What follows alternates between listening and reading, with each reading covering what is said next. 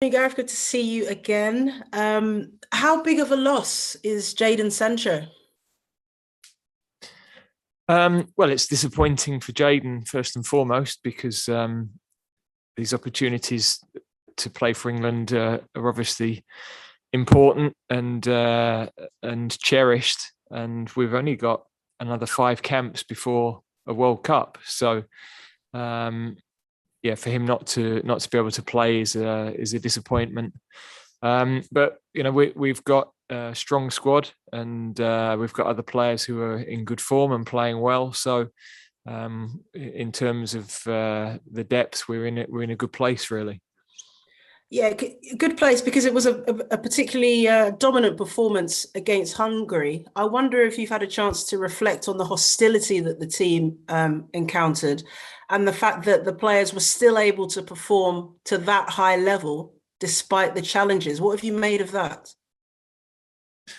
Well, I think for us to keep improving and progressing as a team, the mentality is really important, and we had prepared the players to expect a hostile crowd and uh, an atmosphere that was going to get right behind the home team and potentially put us under pressure when we were in possession of the ball. But I thought right from the start of the game, the players embraced that challenge, and they were very focused. They were composed in the way that they played. They were composed with the way they dealt with everything on the night. And that's an important factor in growing as a team. You've got to go into those big occasions and big environments and be able to handle it and be able to be confident enough to play and control games in the way that we did. And in particular, I'd like to ask you about Raheem and Jude because they were subjected to racism on top of the hostility that everyone else encountered. They've both posted on social media since that happened. What have you made of the way they've had to deal with, I suppose, again, such challenging circumstances and the way they've conducted themselves? Yeah, unfortunately, I think I don't know how many camps we've had in the last 4 years, but I seem to have been talking about this subject almost every time we've been together. And I can only reiterate that our players are incredibly mature in the way they deal with it. I think they feel supported by their teammates, which is very important to them. And, that they recognize that I think their teammates recognize how challenging it must be for our black players and how disappointing it is in the modern world that we continue to have to answer these questions because of the incidents that happen. But we can only keep taking the stance that we have done and hope that we continue to send the right messages, not only to people in football, but across society. And that everybody keeps progressing. We know it's going to take time, and we know that feels very slow for everybody, but we have to keep fighting that battle. Of course. And Conor, I'd like to ask you because obviously you're part of the playing group. Has that had any impact on morale at all? The hostility that you guys were subjected to, and the racism from some parts of the Hungarian fans? Not at all. Not at all. I'll be honest with you. I think as the gaffer just said there, we speak about it all the time, but it's something we don't want to speak about. But listen, it's happening, and I think with the way the boys deal with these situations, I think the way with this team deals with the situations, because we're such a close knit group, and it's something where once it happens to one person, it happens to us all. So we'll carry on doing what we're doing. We'll carry on trying to take a stance, and I think as the managers just mentioned there, in terms of not just in football but in society, we want to try and help change. So I think it's important we all stick together, which is something that we'll always do. And like you mentioned, the two boys there, I think absolutely fantastic people, but we're a team that'll always get around them as much as we possibly can. Gareth, okay, let's talk football then. And we're expecting to see quite a few changes for this game against Andorra. What are you looking for from the players that come in, considering, like you said, there's only now 5 camps before the World Cup? Well, I think every time we train, every time we work together, there's a level of performance that's expected. amongst us as a group of staff and players, really. And we've seen that since we got together again on Monday.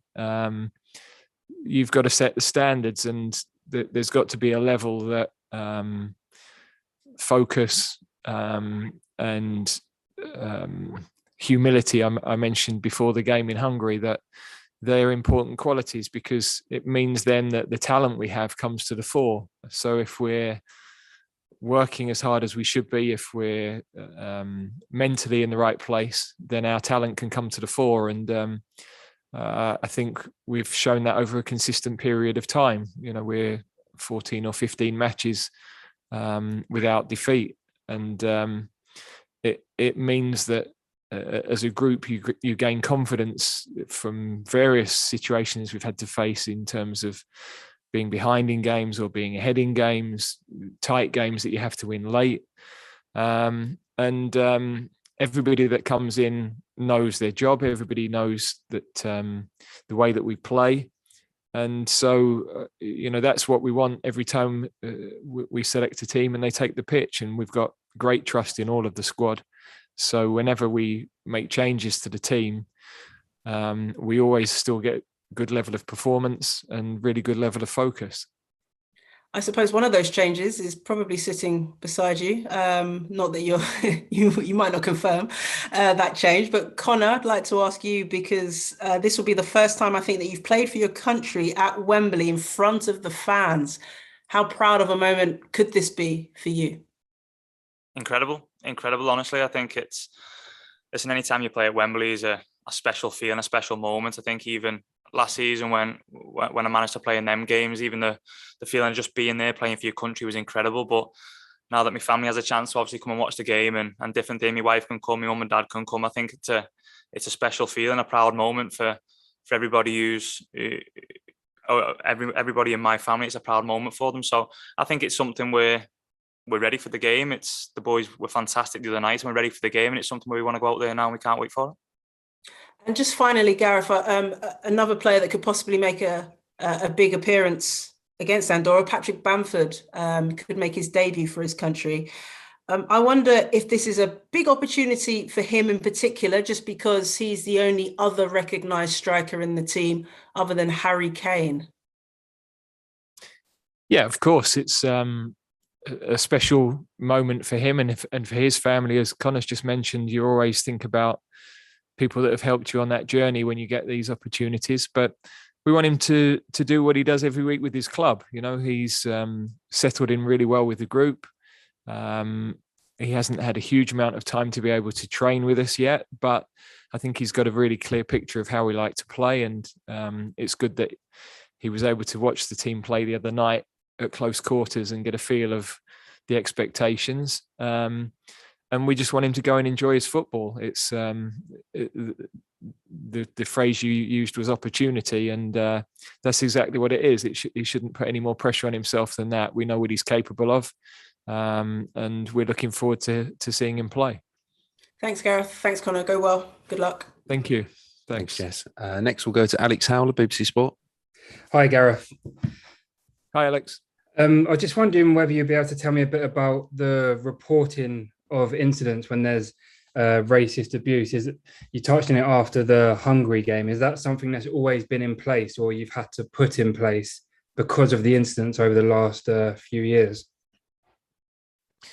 No, I think it's something that has always happened, but I think that we're more aware of it now, better prepared, unfortunately, because we've had to be. So we've learned a lot from the experiences of the past. And most importantly, in our mind is always to be there to support our players in the best possible way. So there's also a balance there that, the lads want to get on with their football. And as much as it's important that we talk about these things publicly, they don't necessarily want that to be the uppermost conversation. They want their performances on the pitch to be recognised, and when you've played as our lads did the other night, they want to be talking about how well they played, and that is the thing that they're here to do. They recognise their wider responsibilities, and at the right moments, they want to affect those things. But when they're playing, they want to be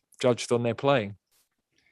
And tomorrow at Wembley is the first time playing back at Wembley since the final. How much are you looking forward to that in front of the crowd?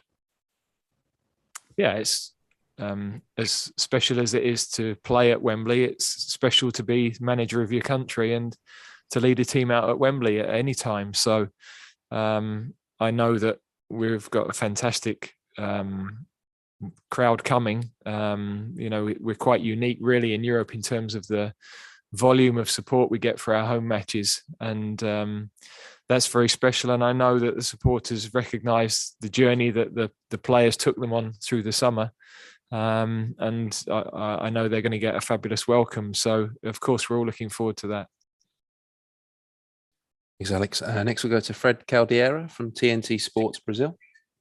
Thank you, Andy. Hi, Gareth. I'm aware that my question is not about something that affects directly your team now, but if I may, I would like to ask if you feel sympathy towards the managers of national teams that couldn't have their players that play in the Premier League right now because of the current restrictions, because it seems that it's only the latest chapter of a long friction between club football and international football.